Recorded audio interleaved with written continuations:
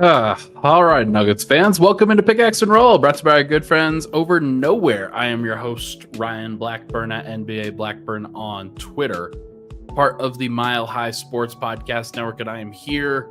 I am ready to, ready is, I think, another strong word as well for what's about to go down. I'm here to talk about the Denver Nuggets 117-83 blowout in Game 3 at the hands of the Los Angeles Clippers, who frankly just look like the better team now. That's what happens when I kind of talked about this, and frankly, I predicted this. So I'm not really surprised, but the degree and the veracity of which Denver lost this game and looked hapless, not super encouraging. Not the best possible situation for Denver, and you better hope that they can turn it around. You better hope that the momentum flips on its head real quick, because it does feel like, okay, Denver won a close game, then the Clippers won a close game, then the Clippers won a not close game, and Denver's going to have some work to do to kind of get back on track here. So we will see if they can do that. But for now, we're going to talk about Game 3. We're going to talk about the frustrations, the supporting cast, the era that we are currently in, and curious to get your thoughts on where Denver can and should be looking to improve in this series. Full posterity, I'm not going to do the, and I've said this before on this show, I'm not going to do the, hey, we need this kind of thing. Hey, the Nuggets are like, you have to trade this guy, you have to move this guy. I'm not going to do that yet. I'll do it after the season. And the season might be ending in like 4 days. So we'll have plenty of time this offseason to be able to discuss those things. But I'm not going to be doing that until then. So don't ask. You're not going to get an answer from me. It's just respectful to the players that are out there. And yeah, I like, you hope that they can turn some things around. You hope that they can swap this momentum out. But it does feel like, you know, the boulder that I talked about rolling downhill, that if the Nuggets got going in this series, then they could really go these playoffs. It does not look like they're getting the boulder rolling at any point soon. Let's talk about the game. Let's talk about just kind of where this thing went. It felt like Denver had some good momentum in the first quarter. Denver did some good things offensively. Aaron Gordon had 11 points early and was just hitting pull-up jumpers, looking good, looking comfortable. Nikola Jokic passing up a storm, doing a lot of great things. Jamal Murray found some spots. Christian Brown was getting the back cuts. It was very good. I thought that the Nuggets were playing some pretty good ball. And then Aaron Gordon went to the free throw line on what was a very debatable call, and ultimately not that debatable after the LA Clippers challenged. Ty Lue called, and they called the timeout, even with Aaron Gordon having the ball in his hands, which I don't think I've ever seen before. Usually, if the ball gets to the hands of the free throw shooter, then you're not allowed to grant the challenge. But challenge was granted anyway. It was successful, and Denver lost a lot of momentum from that point onward, because I think they're up, like, what, 20-11, 20-14 around there. And once you get to that place, and then Denver loses the first quarter 35-28, that's going to be very difficult. At the end of the first, beginning of the second quarter, the Nuggets had a couple of different runs go against them, a 23-2 run, a 17-0 run. Those were within the same kind of time frame, but just kind of goes to show that the momentum kept shifting in the favor of the Clippers on a consistent basis. Just really ugly, really, really ugly stuff. And I talked about the non-Jamal Murray minutes, even more so than I talked about the non-Jokic minutes, both of which were problematic. Jokic was a -20 in this game, in a game that they lost by 34. And Jamal Murray was only a -15 in basically the same amount of time. So, like, I do think I know what I'm talking about a little bit here. -19 in, the non-Murray minutes were -19 in 12 minutes. Now, there was a -8 stretch from the deep bench, from the deep subs that could not score, like literally could not score at the end of the game. But Denver's problems in this series are not just about the non-Jokic minutes. They're about when Murray goes off the floor, whether it's Russell Westbrook, who got hurt during the middle of this game, whether it's Christian Brown, who looked hapless in this game. Michael Porter came back on the floor for spacing purposes, but couldn't really space, couldn't really do anything. Not really surprised because the injury that he suffered, but also the Clippers just have his number. And then Peyton Watson went out there. Aaron Gordon went out there. Jalen Pickett. Not a lot of good positive stuff from anybody within the supporting cast around Jokic or Murray tonight. Last night, excuse me. Jokic did what he could. 37 minutes that he played and had 23 points, 13 rebounds, and 13 assists. Only had 2 turnovers. Did get involved, did get engaged on the defensive end, but it just simply didn't matter.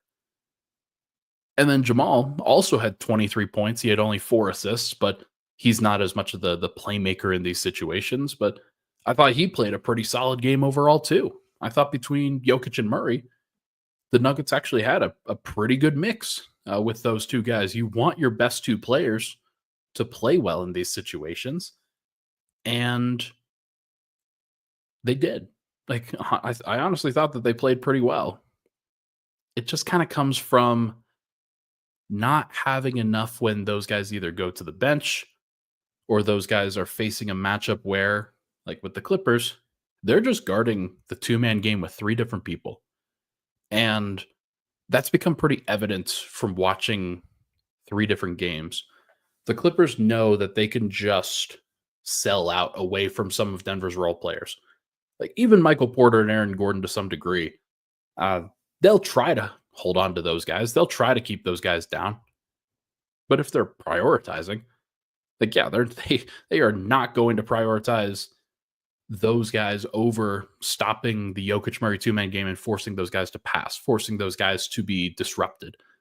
And I thought that Jokic and Murray handled it reasonably well, but the advantages that Porter, Gordon, Christian Brown, especially Russell Westbrook, especially in his 9 minutes, Peyton Watson, Jalen Pickett, the advantages that those guys had generated for them is really brutal. Like it could not take advantage at all. And so Denver goes down in the second quarter. They only scored 19 points in the second quarter. And it felt over at that point. It was an 18-point deficit. And it never got closer than 17 after that. Jokic hit a 3 after a couple Kawhi Leonard free throws to begin the third quarter. But then it just never got closer than 17. And it was about 20, 21, 22 for most of the rest of the game until the Nuggets just decided, hey, we got to get the guys off the floor and go with the deep bench. And then that group scored exactly 1 point the rest of the way, which is just ridiculous. Hunter Tyson, by the way, just dropped a wide open dunk out of bounds. Zeke Naji couldn't really catch the ball in several instances. And Jalen Pickett looked pretty bothered in this particular situation against a team that knew kind of what the Nuggets were going to do. So not a great situation for Denver to be in. Not a great place. Didn't get a lot of action from like in a positive way from pretty much anybody. The only stretch outside of Jokic and Murray where you could really point to somebody having like a major positive stretch was Aaron Gordon in the first quarter, where he really got going from there. But Denver had 6 total bench points. Like 6. They shot 14 of 48. Outs in the non-Jokic Murray shots, 14 of 48 from the field, which is about 29%. And this comes from not having a lot of depth. This comes from relying too heavily on your top guys. And like Murray also struggled at times. I'm not going to fully take him out of the equation here. But this is just kind of a microcosm of where Denver season is at, where teams get to load up on Denver's best players and say, okay, we don't believe in the rest of your guys. What do they have? What do they have for us? And I think the guy that I'm most disappointed in overall is Christian Brown, who I talked about how important he was, how critical he was for game 3. Turns out he was, but just in the wrong direction. Jokic showed up, played pretty well. Murray showed up, played pretty well. Porter is hurt. And like the fact that he was even out there, the fact that how many minutes did he play? Like 35 minutes for Michael Porter, despite the fact that he's got a shoulder injury. Like, I give him credit, man. Like, I know that he didn't play well, but like he shouldn't have to be in that position where Denver's having to rely on him that heavily. Aaron Gordon was limping out there with that calf strain. Like, he's just hurt. These guys are all kind of hurt. And so you want to be able to go to somebody else. And Christian Brown is the guy that, like, look, Denver decided they wanted to commit to him as a starter. I have defended him over and over again, saying it's kind of an unfair position for him to be in, but it's also the responsibility in that situation. If you're going to be the starter, if you're going to be the guy, Westbrook gets hurt. Like, you got to be able to show up and you got to be able to do some things. And he just looked bothered throughout much of the game as well. Now, to be fair, I want to be fair to Christian Brown here. 38 minutes, minus 11 in his time. And that means that in the other 10 minutes, the Nuggets were a minus 23. Like, let me rephrase that. Minus 23 in the 10 non-Christian Brown minutes. Which, again, shows a lack of depth. It shows a lack of ability to account for somebody not being out there.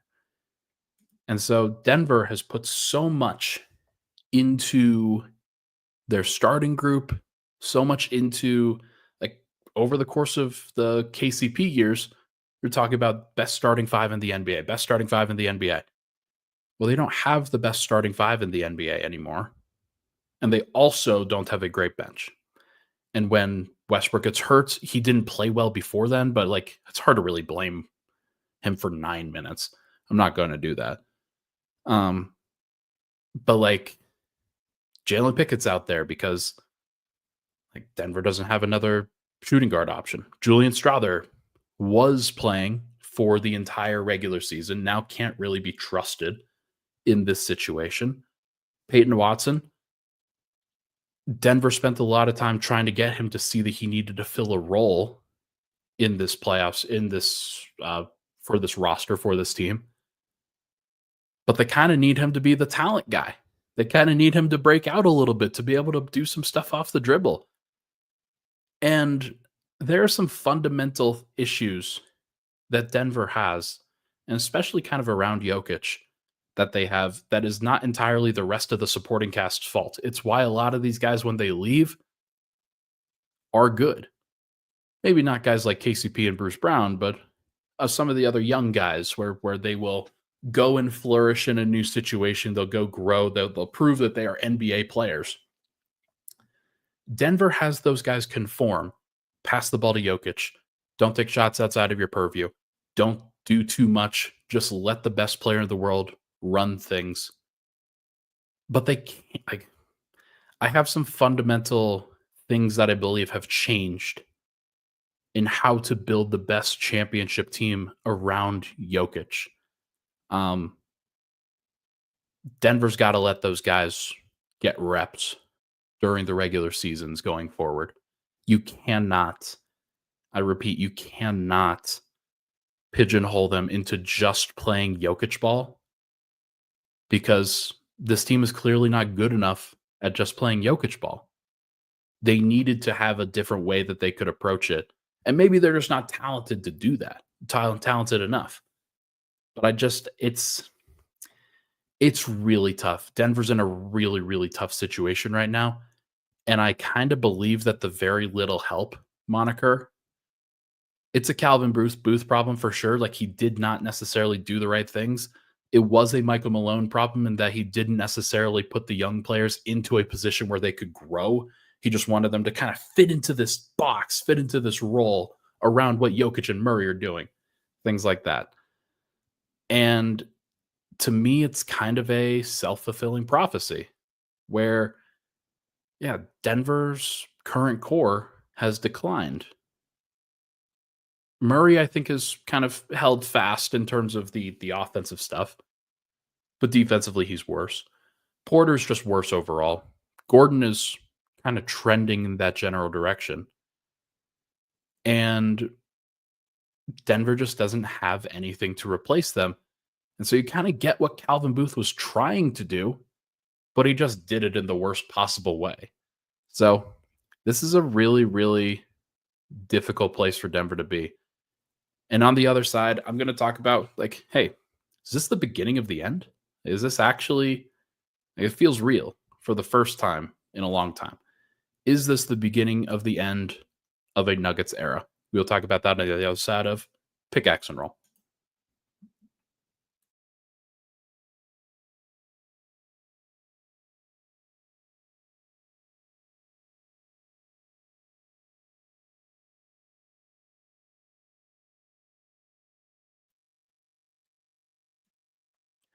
All right, we are back. Pickaxe and Roll, Ryan Blackburn. Thank you so much for tuning into the show. Before I go any more negative, and like, I'm sorry for being negative. Denver lost by 34. I don't, and I kind of predicted it, so maybe I should be the one that's like, hey, I thought that this would happen, and I still thought that they would lose the series. Thought that they would win the series. Excuse me. Um, I just didn't expect it to be that bad, or feel that bad, or Denver to be that hapless. Um, Look, maybe they kind of turned it around, but kind of everything that could go wrong did go wrong last night. And it just feels like the Nuggets have too many holes that they have to fill. And it's going to be hard for them to do that on the fly, especially if they've got the injuries that they do, especially if Westbrook is out, if Porter's dealing with stuff, if Gordon is not like, hey, it's going to be hard for him to be at his peak capacity going up against Kawhi freaking Leonard, James Harden, guys like that. So we'll see. We will see. But like, look, maybe they turn it around. And here's the thing: I'm gonna be around, like, no matter what. For Game 4 tomorrow, we're gonna be at number 38. Number 38. If you don't know, if you're just listening for the first time, I've been doing reads for them for a long time. They're our new partner. They're our new partner over at Mile High Sports. We've got a whole bunch of beers that are like number 38, like Mile High Sports beers on tap. We have a new studio out there where I'm going to be recording a preview show out there along with Zach Mikosh. I don't even think I'm going to do it in the studio. I think I'm going to do it on the stage. They've got a stage outside. It's going to be like 70 degrees. Yeah, it might not be the best game overall, but it's going to be a great vibe. And if you want to, we can eat, drink, be happy. And it's a kind of late afternoon game. So perfect time to come out. It's number 38 in Rhino. And just would love to see some folks come out there because I'll be out there for the entire game before and after. And want to make sure that everybody at least feels pretty good and can commiserate in what is a pretty tough situation. So head on over there in the Rhino area. Okay. Where was I? It feels bad. Like this feels like a pretty low point. And a lot of it is because like there's so many things that Denver has to fix in real time. It feels like they don't have enough answers in real time for what is a pretty tough question. The Clippers basically like they have a very deep team. They've been adding veteran role players for a long time. After replacing Paul George, they got a healthy Kawhi Leonard back, which was great.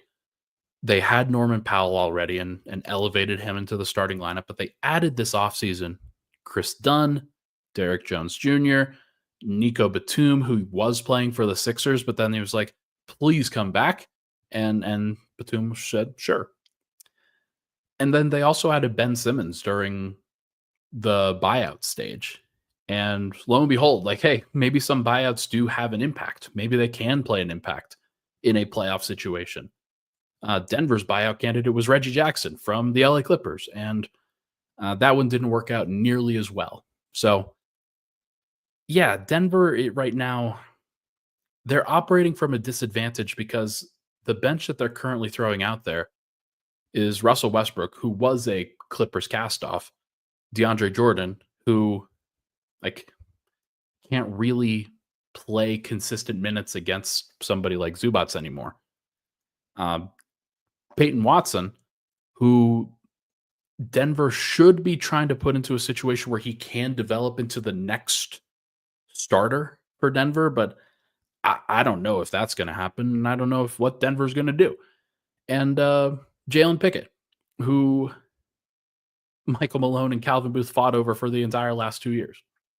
So not a really great situation for Denver to be in. They are like Denver's had tough game threes before. I'm not going to sit here and say that they haven't, but it's been a while. Game 2 last year against the Minnesota Timberwolves was pretty ugly. Kind of thought, okay, is this the beginning of the end?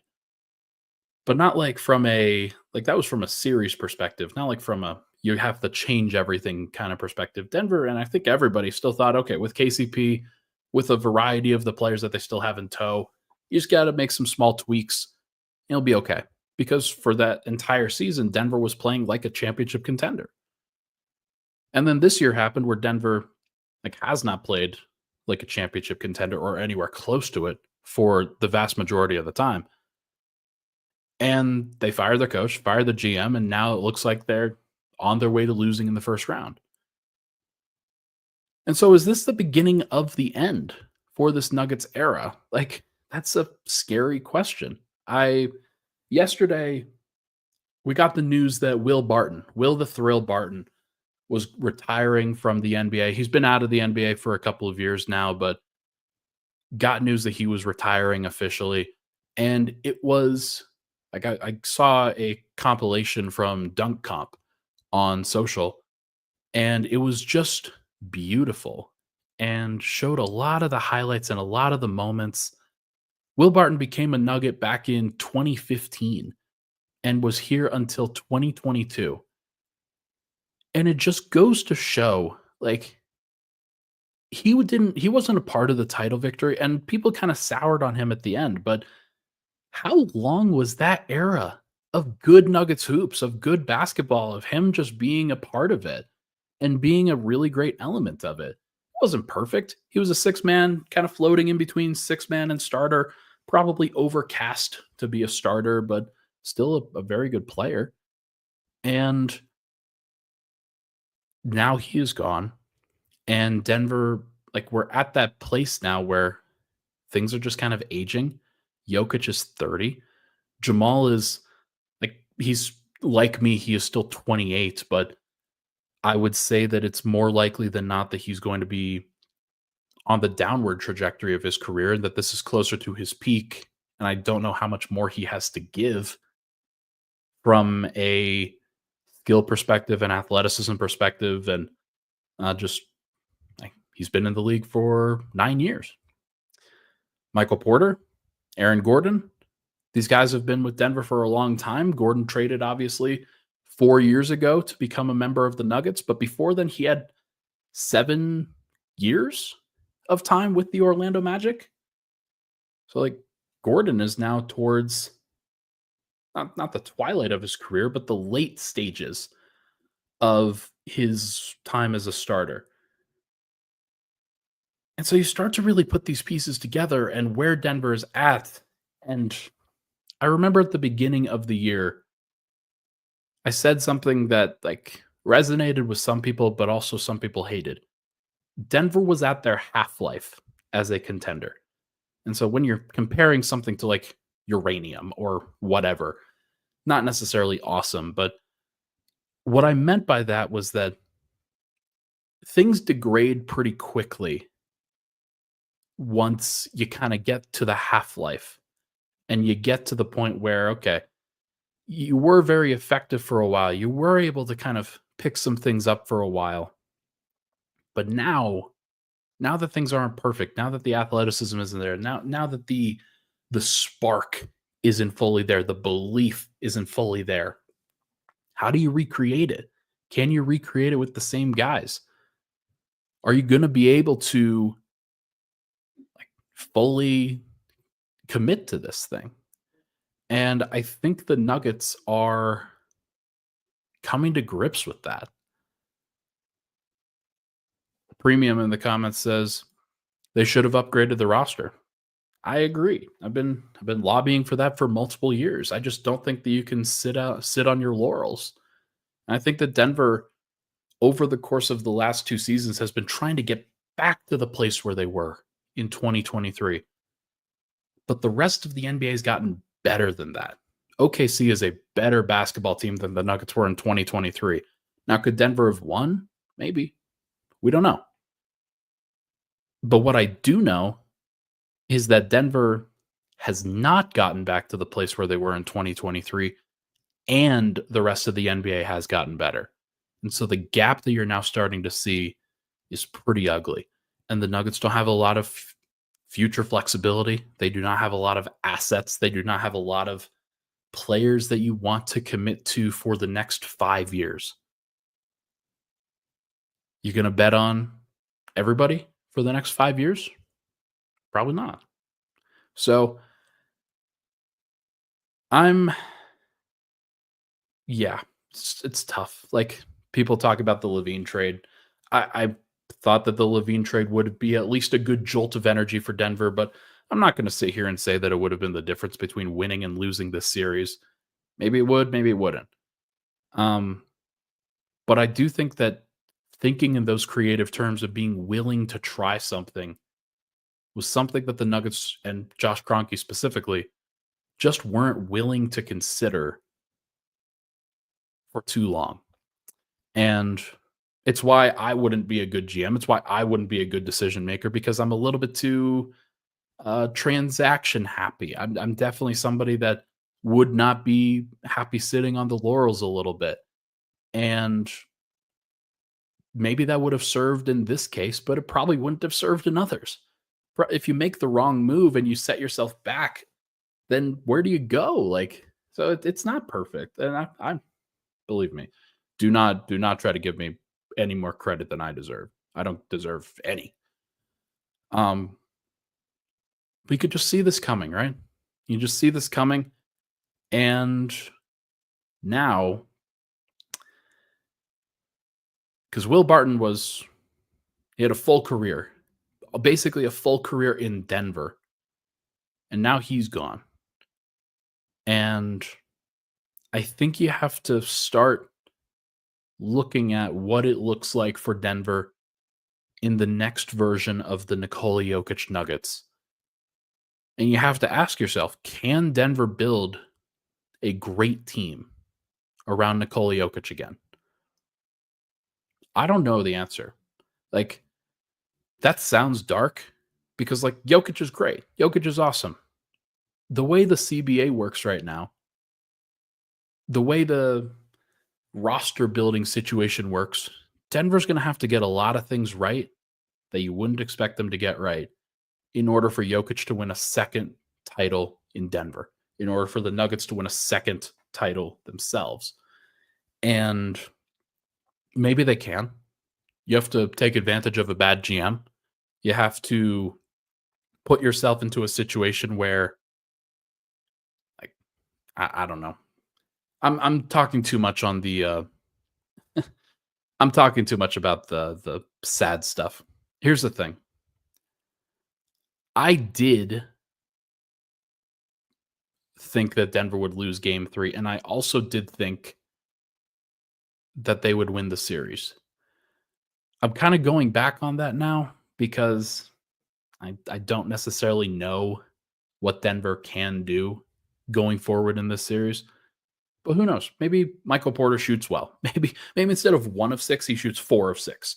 Maybe Christian Braun defends a little bit better against Harden, Powell, Kawhi, and really locks in, and maybe Jokic and Murray just say, screw it, we're going to take more shots. The bench is not going to take this many shots. We are going to take more shots, and we're going to find ways to create for each other and just try to do this thing 2-on-5 or whatever. I don't think that's how they would try to approach it, at least not verbally, but maybe that's how it kind of manifests in game 4. Either way, this is the critical point in the Nikola Jokic, Jamal Murray era, in the Nikola Jokic Nuggets. Game 4 is the one where you basically say, okay, you're going to give up. You're going to really amp it. You're going to really amp it up and try to win, or you're going to give up and go to sleep. I don't know. I don't know what they're made of. I thought I knew what they were made of. And I think that there is a world where they turn it around and they win game 4. I don't know. We will see what happens. Anthony is calling out local media, including Matt and Ryan, failed the Nuggets by not calling out the cheapskate Cronkies before the season for obviously putting a flawed roster together. Do you think that we could have changed their mind? Like, do you think like anything that I say about Josh Kroenke, how much do you think he actually cares? He would have been like, oh, shit. Like, I should have just paid money. I should have just spent money on the team. I should have put together a practice facility. Holy cow. I didn't even consider that idea. We can't change anything. We can't do anything. They don't give a darn what we do. They don't care. Now, Josh he has his opinions and he wants to run this thing really well, but it's also not his call at the end of the day. Like, it's Stan's call in terms of how much money they're spending. Like, it has nothing to do with what Ryan and Matt are saying. We know that they're cheap. We go into the practice facility all the time. Like, there's nothing that we can really do about it. I just I don't know, man. Like, I understand why you feel that way, but yeah, it's not just me who's gonna be I'll probably put together some sort of, not campaign, but really start to put together a post or two about, maybe a podcast or two on how they have really failed this thing. Yeah, I would like to think that I've done a pretty good job of articulating exactly where the failures have happened, including on the failed Michael Porter Jr. no trades. But there's also layers to that, and you guys just don't know. Like, you don't. Um, like maybe there are ulterior reasons as to why things haven't happened the way that you want them to. Um, I really do think that there are some things that I have heard that there are things that I've heard that you would be like, oh, okay, I get it. But we can't there are some things that we can and can't say. So it's all put together for that. Look, I will continue to try to do my best here, but I'm just at that point right now where you want to see how the team responds in game 4. I'm very curious to see what the Nuggets do, who shows up in this moment. Like, is Jokic going to really amp it up in this moment? Or is he going to kind of fade? Is Jamal going to really amp it up in this moment? Is he going to kind of fade? What about the other 3 starters? Going to really amp it up? What about the bench? They going to do anything at all? Like, as many criticisms as I've had for Russell Westbrook over this season, like, he is the only one that I could really consider amping it up as a scorer and actually being successful. So I don't know. We're going to see what happens, but either way, it's going to be fascinating to see how they handle this. All right. That is going to do it for this episode of Pickaxe and Roll. Gonna be fascinating. Again, hey, come to number 38 if you're looking for something to do tomorrow and you want to go see the Nuggets game. Come to number 38. Come say hello. I will be there. We can chat Nuggets. I can tell you all of my off-record ideas that I would love to be able to share. That's a pretty good incentive. Thank you everybody for tuning in. Apologies that this is not a more positive show, but when you lose by 34 in a time where the era kind of looks a little shaky, it's not going to be fun. So we will get through it together. Going to be interesting to see. Everybody have a good weekend. I will talk to you guys tomorrow.